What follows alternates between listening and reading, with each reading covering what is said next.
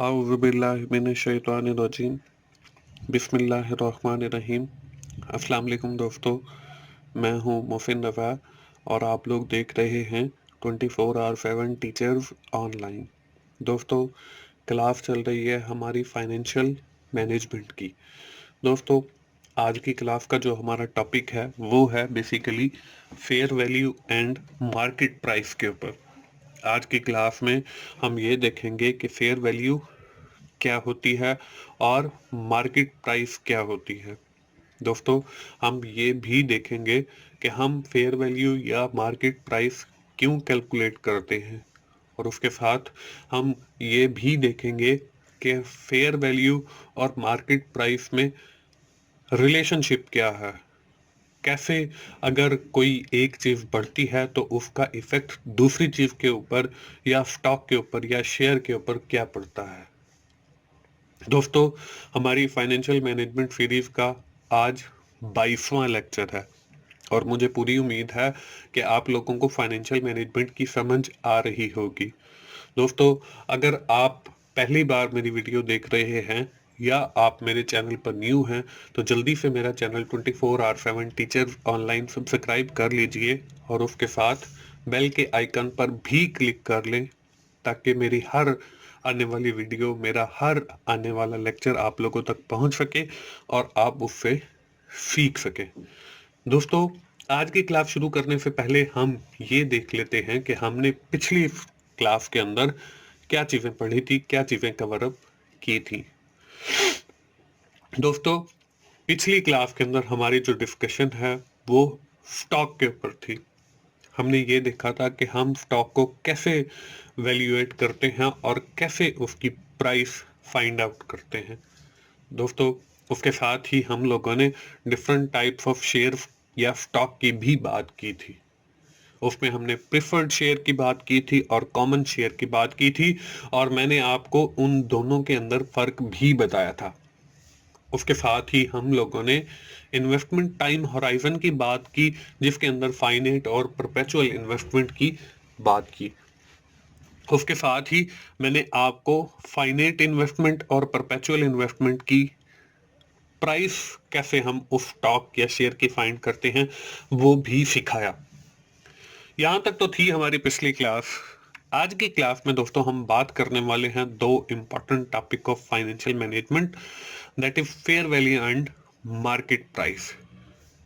कि fair value और market price के अंदर फर्क क्या है और कैसे ये एक दूसरे के ऊपर इफेक्ट करते हैं, इनका आपस में रिलेशनशिप क्या है। और हमारी डिस्कशन जो है वो शेयर और स्टॉक के ऊपर अभी खत्म नहीं हुई है, बल्कि हम आज की क्लास के अंदर डिविडेंड जो मॉडल हैं वो भी देखेंगे कि अगर हमारे जो हमें डिविडेंड दिया जा रहा है अगर वो ग्रो करता है या ग्रो नहीं करता है तो फिर हम अपने शेयर या स्टॉक की वैल्यू कैसे कैलकुलेट करते हैं।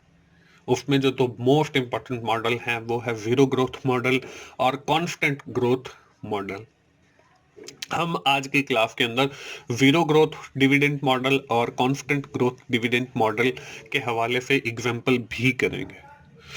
दोस्तों, चलिए हम लोग अपनी क्लास का आगाज करते हैं और देखते हैं हमारी फर्स्ट जो स्लाइड है उसके ऊपर आपको फेयर वैल्यू नजर आ रही है। हमें फेयर वैल्यू के बारे में भी आज पढ़ना है। फेयर वैल्यू होती क्या है? Fair value is the value at which the shareholder or stockholder are ready to buy such share or stock।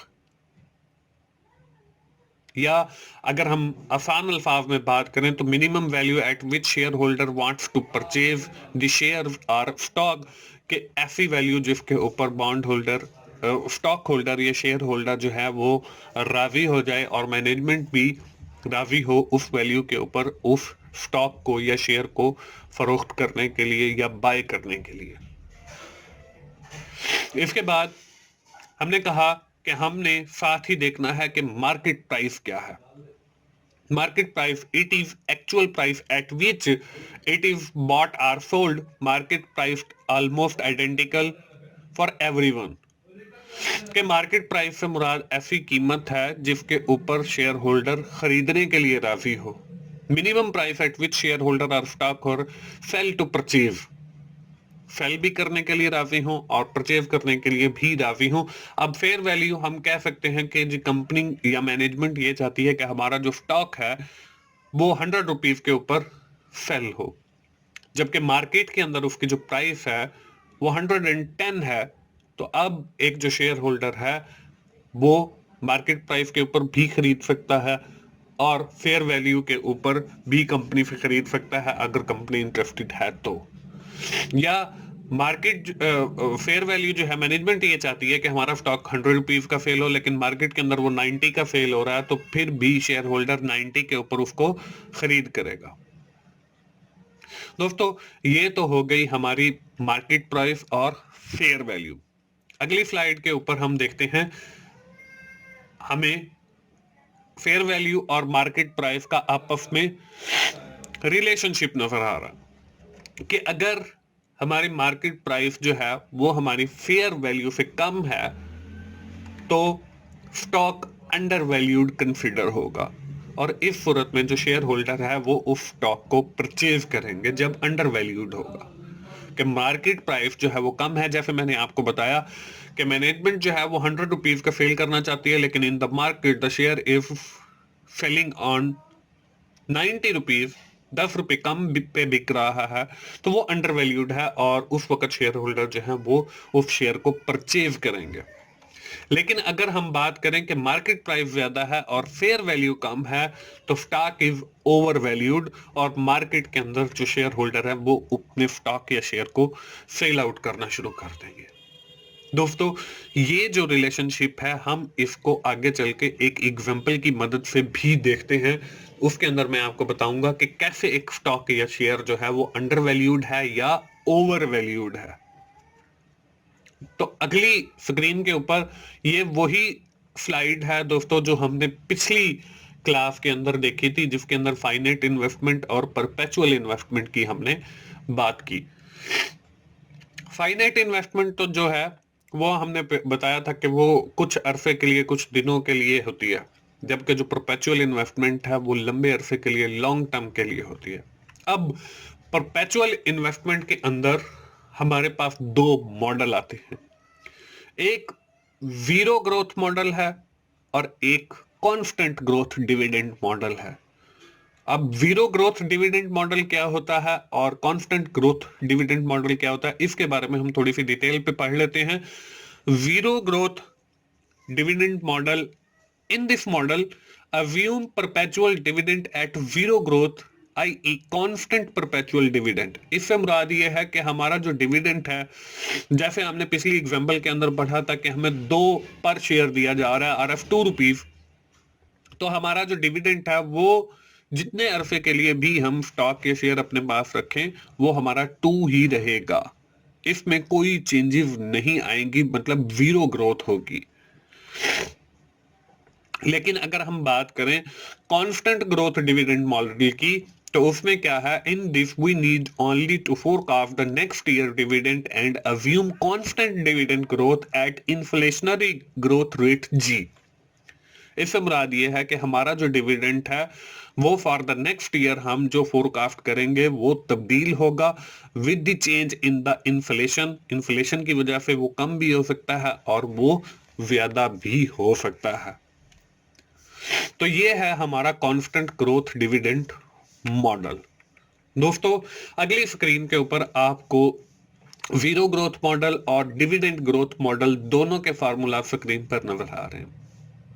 हम जीरो ग्रोथ डिविडेंड मॉडल के अंदर जो फॉर्मूला यूज करते हैं वो PV, present value equals P not, ये price के लिए हम यूज करते हैं, equals div 1 dividend 1 divided by R P E, ये हमारा रिक्वायर्ड रेट ऑफ रिटर्न होता है। उसके बाद आपको दूसरी साइड, राइट साइड के ऊपर कांस्टेंट ग्रोथ डिविडेंड मॉडल का भी फॉर्मूला नजर आ रहा है। इसके अंदर सिर्फ एक छोटा सा चेंज है, वो ये है कि dividend divided by required rate of return minus G, G से मुराद इन्फ्लेशन रेट है, ये हम माइनस करके फिर हम कांस्टेंट ग्रोथ मॉडल की वैल्यू या प्राइस को फाइंड आउट करते हैं। और दोस्तों, हम ये जो कांस्टेंट ग्रोथ डिविडेंड मॉडल है इसको गॉर्डन्स अप्रोच भी कहते हैं।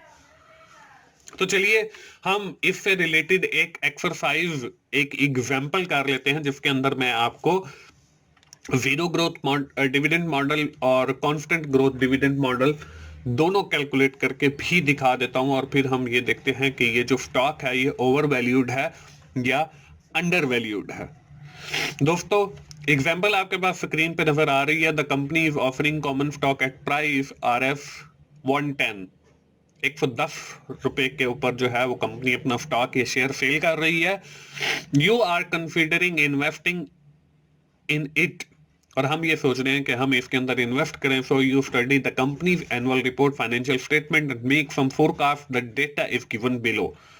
हम उस कंपनी के जो है एनुअल रिपोर्ट्स को देखते हैं, हम उसकी फाइनेंशियल स्टेटमेंट्स को देखते हैं, उससे हमें कुछ इंफॉर्मेशन मिलती है। वो ये है कि dividend next year is RF 10, कि हमें जो है एक शेयर के ऊपर 10 रुपए डिविडेंड मिलेगा। Expected dividend growth per annum 10% है, और रिक्वायर्ड रेट ऑफ रिटर्न जो है वो है हमारा 20%। हमने करना क्या है, हमने कैलकुलेट करनी है present value of the company stock, हमने उसकी प्रेजेंट वैल्यू निकालनी है। ये है हमारी एग्जांपल। इसके सोल्यूशन की तरफ चलते हैं। इसके सोल्यूशन पे हमने जीरो ग्रोथ डिविडेंड मॉडल और कांस्टेंट ग्रोथ डिविडेंड मॉडल देखना है। दोस्तों, जीरो ग्रोथ डिविडेंड मॉडल का सोल्यूशन आपके सामने है। Present value equals dividend divided bye RPE, वो हमारा रिक्वायर्ड रेट ऑफ रिटर्न है। देखिए, हमारा जो डिविडेंड है वो हमें एग्जांपल के अंदर बताया गया कि 10 रुपए है, तो अब 10 डिवाइडेड बाय 20% जो है हमारा रिक्वायर्ड रेट ऑफ रिटर्न है। तो जब हमने 20% को परसेंटेज खत्म करने के लिए 100 के साथ डिवाइड किया तो वो 0.20 आ गया। तो 10 डिवाइडेड बाय 0.20, तो हमारे पास जो जवाब है उस स्टॉक की जो प्रेजेंट वैल्यू है या जो प्राइस है वो हमारे पास 50 आ गई। इसी तरह अगर हम कांस्टेंट ग्रोथ डिविडेंड मॉडल को देखते हैं तो उसके अंदर हमारा जो फॉर्मूला है वो है dividend divided by required rate of return minus g inflation rate. अब डिविडेंड हमारा 10% है, और हमारा जो 20% है वो growth required rate of return है, और -10 ये हमारा ग्रोथ रेट है या इन्फ्लेशन समझ लें। जब हमने 20 में से 10% निकाला तो हमारे पास 10% बच गया। जब हमने 10% का परसेंटेज खत्म करने के लिए 100 के साथ डिवाइड किया तो वो हमारे पास 0.10 आ गया। जब हमने 10 को डिवाइड किया 0.10 के साथ तो हमारे जो उस स्टॉक की वैल्यू आई वो आई 100। अब हम ये देखते हैं कि ये स्टॉक जो है हमारा ओवर वैल्यूड है या अंडर वैल्यूड है। अब देखें, हमारा जो करंटली वो स्टॉक है वो सेल हो रहा है 110 का। हमारे पास अगर हम जीरो ग्रोथ डिविडेंड मॉडल को फॉलो करते हैं तो हमारे पास जो है जवाब 50 आता है। अगर हम कांस्टेंट ग्रोथ डिविडेंड मॉडल को फॉलो करते हैं तो हमारे पास जवाब 100 आता है। तो अब जब हम जीरो ग्रोथ डिविडेंड मॉडल को फॉलो करते हैं तो यहां पे देखें, ये स्टॉक जो है ये हमारा ओवर वैल्यूड है, बिकॉज इसकी जो मार्केट प्राइस है वो ज्यादा है और जो फेयर वैल्यू है वो 50 आ गई है। इसी तरह अगर हम अपना कांस्टेंट ग्रोथ डिविडेंड मॉडल वाले को देखते हैं तो उसमें भी स्टॉक हमारा ओवर वैल्यूड है, और उसकी वजह यही है कि मार्केट प्राइस जो है वो 110 है, जबकि जो उसकी फेयर प्राइस जो है वो 100 आई है। यहाँ पे 100 लिखा हुआ है मार्केट प्राइस में, लेकिन यहाँ पे भी 110 आना है। दोस्तों, इस तरीके से हम जीरो ग्रोथ डिविडेंड मॉडल के जरिए हम अपनी प्रेजेंट वैल्यू या शेयर की प्राइस निकाल सकते हैं, और इसी तरह हम कांस्टेंट ग्रोथ डिविडेंड मॉडल को जरिए भी अपनी शेयर की प्राइस या स्टॉक की प्राइस निकाल सकते हैं। फर्क सिर्फ इनमें यही है कि आपने वहां पे ग्रोथ रेट को माइनस करना है रिक्वायर्ड रेट ऑफ रिटर्न में से, और फिर आपने ये बताना है कि स्टॉक ओवर वैल्यूड है या अंडर वैल्यूड है। ये हमारी एग्जांपल हो गई। अगली स्क्रीन के ऊपर दोस्तों आपको आपकी एक्सरसाइज नजर आ रही है। जल्दी से अपनी नोटबुक ओपन कर लीजिए और यहाँ पे जो एक्सरसाइज नजर आ रही है उसे राइट डाउन कीजिए, और कोशिश कीजिए कि जब आप नेक्स्ट अगली क्लास में हैं तो आप ये सॉल्व करके हैं। एक्सरसाइज में क्या है, company ABC is offering a share who's a market price is RF 100 पर शेयर, कि एक शेयर सेल हो रहा है 100 रुपीज का। You are interested to invest in such stock by seeing the other things about the stock. Forecasted dividend जो है next year वो हमारे पास 15 है, एक्सपेक्टेड डिविडेंड ग्रोथ जो है वो 7% है, रिक्वायर्ड रेट ऑफ इन्वेस्टमेंट जो है वो हमारे पास 15% है। आपने क्या करना है, you are required to calculate the present value और fair price of the stock.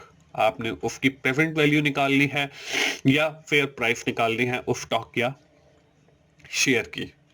उसके बाद you are also tell that the stock is over valued और अंडर वैल्यूड, और आपने ये भी बताना है कि ये स्टॉक जो है वो ओवर वैल्यूड है या अंडर वैल्यूड है।